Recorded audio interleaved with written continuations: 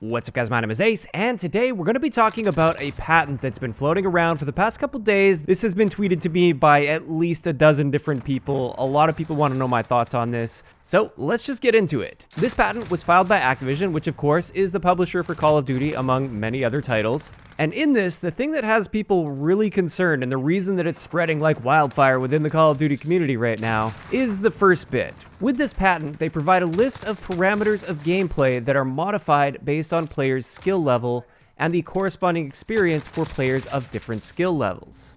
And the first example that has people up in arms is in a first-person shooter gaming environment, when a player aims his weapon at a target, one of the parameters is defining the tolerance for how accurate the player's aim must be in order to hit the target. So essentially, for a higher skilled player, the hitbox for their target will be smaller. There will be less of a tolerance. You'll have to be more accurate to hit your target. Whereas for a lesser skilled player, the hitbox will effectively be bigger, and there will be a much higher tolerance for what's classified as a hit. So of course, when you're thinking about this from the mindset of a Call of Duty player and it's spreading in the Call of Duty community, this is terrifying, and that would be an absolutely terrible game mechanic to include in a multiplayer shooter, because it's essentially saying that they can make it so that higher skilled players need to be more accurate than lower skilled players. And we already know with skill-based matchmaking that's in Modern Warfare, there is definitely some sort of a hidden skill rank or a hidden elo in the background. So theoretically speaking, since Activision holds the rights to this patent, this is something that could be done. Now the big question though that a lot of people are asking me is, do I think this is actually in Modern Warfare? And I've got to say, absolutely not. I don't think there is any chance whatsoever this particular patent is included in Modern Warfare. And I know just by saying that, you're probably thinking, oh, such a shill and everything. I have been very critical of this game. I have been completely honest that I don't enjoy this game for the most part, and I am only playing it for work. I think they have made a bunch of terrible design decisions, and I just don't really like it in its current state.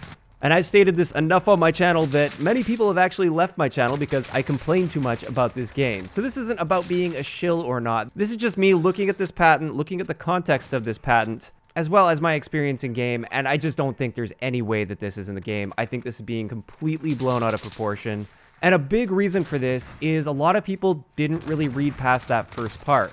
All of the other parameters that they discuss within this patent are clearly not based around a PvP environment. So players versus other players. This is more so designed around single player or like horde-based modes. This is not designed for a multiplayer shooter, and of course it wouldn't be. I don't see any benefit whatsoever for them to include something like this within Call of Duty, for instance. This patent was clearly made with PvE in mind, not likely even for Call of Duty specifically. Keep in mind this is an Activision patent, not like an Infinity Ward patent, for instance. And also a big thing to consider is oftentimes companies will take out patents on various ideas just so that they own the rights to those ideas. There are tons and tons of patents out there that have been secured that have never been put into use, and they might not even have any intention of putting it into use, but they hold the right to that, which is what's important to them. Now, just an aside on that, as far as my opinion on this outside of Call of Duty, or maybe in like Call of Duty campaigns, for instance, I don't really like the sound of this idea either. Even in a PvE environment, I don't like the idea of a game manipulating things behind the scenes and literally giving you a different experience than someone else because of your skill level without telling you that that's happening. I think it's totally fine to go in and select your difficulty level and then you can play through on that difficulty level because you know exactly what you're getting into, you choose that for yourself, and you get that sense of pride and accomplishment for beating a campaign on veteran, for instance, rather than on easy mode. When it comes to a patent like this, it seems like the purpose of this would be to do away with those skill levels for PvE games so that all of this could be handled in the background, and then people wouldn't feel discouraged that they can only beat the game on easy because everybody's playing the same game mode, or at least that's what it looks like on the surface, even though in reality, things are being manipulated behind the scenes. So something like this I would find to be very frustrating to discover in a game, even in a campaign, for instance, just because there's no real benefit to becoming skilled at a game. What's the point of trying to get better when it's just going to get harder for you as you get better, and it's not even going to tell you about it? That's one of the main reasons I object to strict skill-based matchmaking in Call of Duty public matches, for instance, is why get better when the game's just going to get harder and it won't even tell you that you're a skilled player or that you're better than a certain percentage of players. So yeah, I don't like this patent, but at the same time, I think the chances that this is in Call of Duty is slim to none, or at least Call of Duty multiplayer. Who knows, maybe they have implemented this in something like Spec Ops or Campaign. But even then, you can choose your difficulty in Campaign, and Spec Ops generally has just been really hard and annoying for everybody lately, regardless of your skill levels. So I just don't think this is being used in Call of Duty at all, and I don't think it ever will be in Call of Duty multiplayer. They've already done enough things in the game to first off separate lower skill players from higher skill players, and also they've admitted that there are several decisions in game that they've made, like actual game design decisions, that are designed to benefit lesser skilled players. So something like this on top of that, I just don't see that happening. It just doesn't make any sense whatsoever, and I've seen literally no evidence of this whatsoever. Now, I've already seen a bunch of people saying, well, then how do you explain this clip where they're missing shots that they should be hitting? It seems like they've forgotten that we're playing Call of Duty, and stuff like that has always happened. So just because you have a hiccup in the connection, you have a bad connection experience one game, that does not mean that there is a patent in place that is literally shrinking the hitbox for enemy players because you're a skilled player. Skilled players run into those issues with connections, unskilled players run into those connection issues. And I'm not trying to defend the connection issues because they are pretty bad and inconsistent in this game, but I'm just not buying that that is a result of this particular patent here that suggests that they can literally impact the hitbox of the enemy player in real time based on your skill level. I don't even know how they would do that on a technical level, by the way. In an online multiplayer environment, it would have to detect who is shooting at you and then in real time adjust their hitbox for individual players.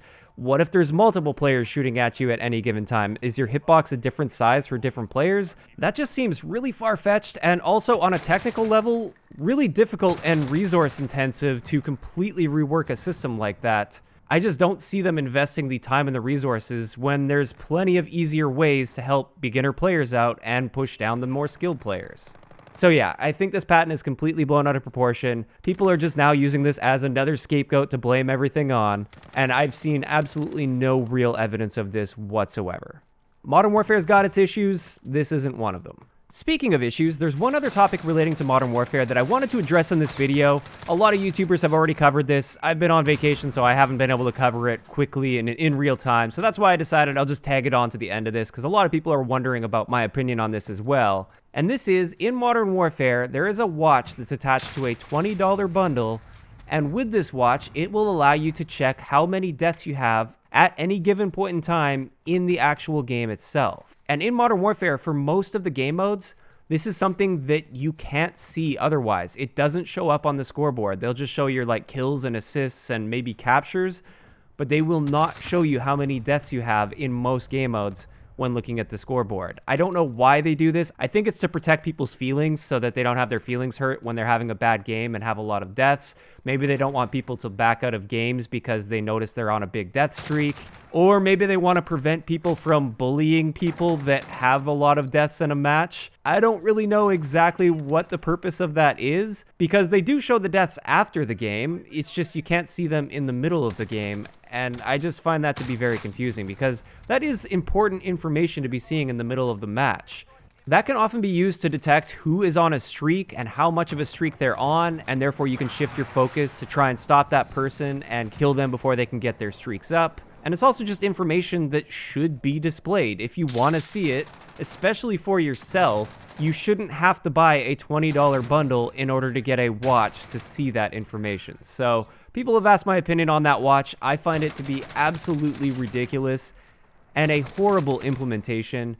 I would have no problem with that watch if they already displayed our deaths on the leaderboard. It would just be another watch that displays some stat that we can get elsewhere. But the fact that we can't see our deaths mid-game unless we have that watch, I find that to be just a horrible decision on Infinity Ward's part. I don't know what they were thinking with that. It could be completely intentional and they're just trying to sell as many of these bundles as possible because people want to see their deaths in game. Or it could be that they just didn't really think about that and they're just creating a bunch of watches that show various metrics and they didn't consider the fact that people would be upset. But in either case, it seems very out of touch for them to include a watch like this when a ton of us since launch or even since the beta have been asking for them to display our deaths on the scoreboard like we've always seen in Call of Duty. So yeah, definitely not a good move on Infinity Ward's part. I am not a fan of that whatsoever. If they did display our deaths on the scoreboard though, I'd have no issue whatsoever with that watch. But with that, that's going to wrap it up for today's video. I'd like to know in the comment section below, first off, what do you guys think about that patent that we talked about? Do you think that that's actually being used in Call of Duty multiplayer?